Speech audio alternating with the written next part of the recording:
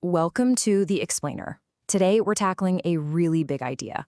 The idea that getting to know God, really knowing God, could be the answer to our deepest, most human problems.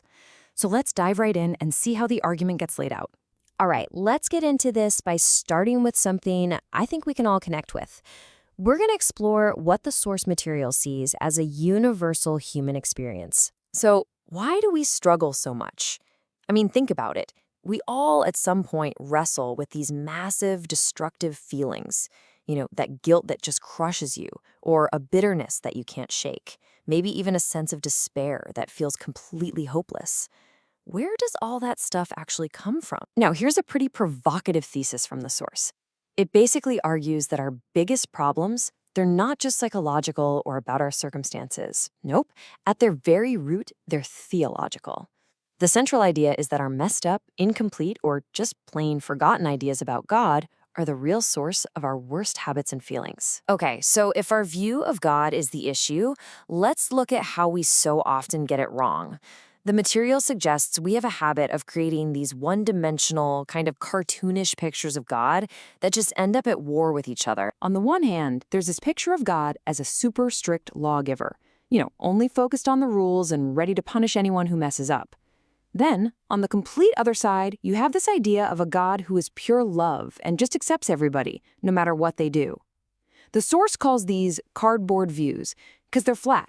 They totally miss the depth of the character we see in the biblical texts. And this whole tension brings up a huge question that honestly the Bible itself seems to pose. Is our relationship with God based on what we do, on our performance? Or is it based completely on his love, no matter how we act? And that riddle, well, it leads people down two very different roads. If you think the relationship is conditional, you end up in what the source calls legalism. It's this constant, exhausting pressure to perform, to earn God's blessing, and it leaves you with a conscience that's screwed on way too tight. But if you think it's just unconditional, period, you fall into relativism. The idea that your choices don't really matter that much, and your conscience gets screwed on way too loosely. Both are presented as total dead ends. So how in the world do you solve this contradiction? The source brings up one single, incredibly powerful concept: covenant. And it's described as this just stunning blend of law and love. Think of it like a marriage. It's a deeply personal relationship that is actually made more intimate, more secure, because it's also a binding commitment.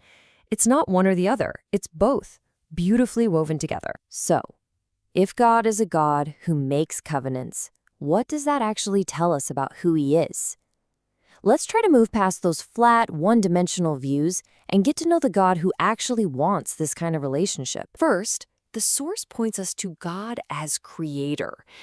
And the scale here is it's mind-boggling. The psalmist doesn't say God made the heavens with his big, mighty arm.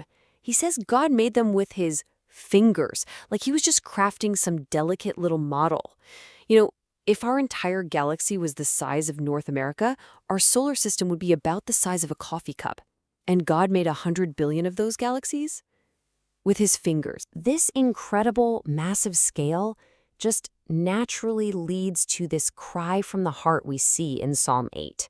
When you're faced with that kind of vastness, the psalmist feels this incredible awe, but also this feeling of being completely insignificant. I mean, what are we in the face of all that? Does the power behind the universe even notice us? And this just brilliantly sets up two totally clashing views of what it means to be human.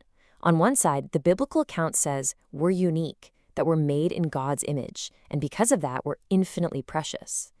But the source contrasts this with the view described by the philosopher Bertrand Russell, that we're just an accidental collocation of atoms, and that our lives have to be built on a firm foundation of unyielding despair, because really, in the end, nothing we do matters. All right, let's shift gears to another attribute: God's omnipresence. The source describes this as being in an inescapable environment. His knowledge is all around us. His presence is literally everywhere. There's no place you can go, physically or even in your own head, where he isn't. But what does that feel like? Well, it leads to this really deep conflict inside us. On the one hand, this constant presence can feel like a smothering threat. We feel hemmed in, and our first instinct, just like Jonah in the Bible, is to run. But on the other hand, the psalmist realizes that this same ever-present God is the one whose hand will guide me and whose right hand will hold me fast. It's like we want freedom, but we're also desperate for a hand to hold. So how are all these tensions, law and love, our bigness and our smallness, our fear of God's presence and our deep need for it, how are they ever resolved? This is where we get to the ultimate revelation, where all these ideas come together in a way that is, well, pretty surprising. Jesus brings us right back to that idea of covenant. He takes this ancient concept and applies it directly to himself. He claims that his own death is what will establish this new kind of relationship with God, one that's more binding, more loving, and more life-changing than anything that came before. So how does the cross actually fix that tension between law and love? The source gives us a kind of three-step logic. First, in his perfect life, Jesus is said to have fulfilled all the conditions of the covenant for us. Second, in his death as a substitute, he willingly takes on the curse, the penalty for our failure to keep the covenant. And that leads to the final step, a grand reconciliation. In this one single act, the demands of God's perfect justice and law are met, and the incredible depths of his unconditional love are put on full display. It's presented as the ultimate fulfillment of that covenant relationship, and this just completely flips our understanding of power on its head. The world tells us power is about force, control, and never ever showing weakness. But the source argues that God's power is shown in the exact opposite, in sacrificial love. It's the power to give up power, to become completely helpless and vulnerable for someone else's sake. This quote just perfectly captures that paradox.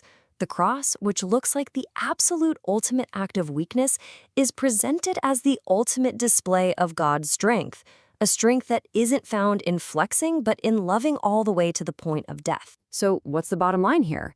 If this is who God is, a God of covenant love, whose real power is shown in sacrifice, what does that actually mean for how we live our lives, day in and day out? The source argues this understanding leads to 4 really tangible results. First, you get a recalibrated conscience. You're not crushed by legalistic guilt anymore, but you also don't have a free pass to do whatever you want. Second, you get a critique of culture. If your identity is secure in God, you're free to question the things your culture holds up as most important. Third, you get more loyalty in your relationships. You start seeing people not as products to be consumed, but as partners in a covenant. And finally, you get a growing trust in God.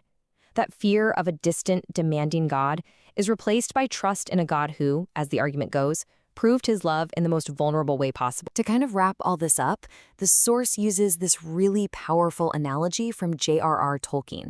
The Ring of Sauron in his stories is all about what happens when you place the core of your life, your power, your identity, into some external thing. When you do that, you open yourself up to being completely captured or destroyed by it. And that leads us to the final and kind of provocative question.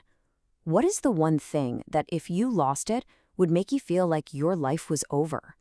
Is it a relationship, your career, your reputation, your financial security?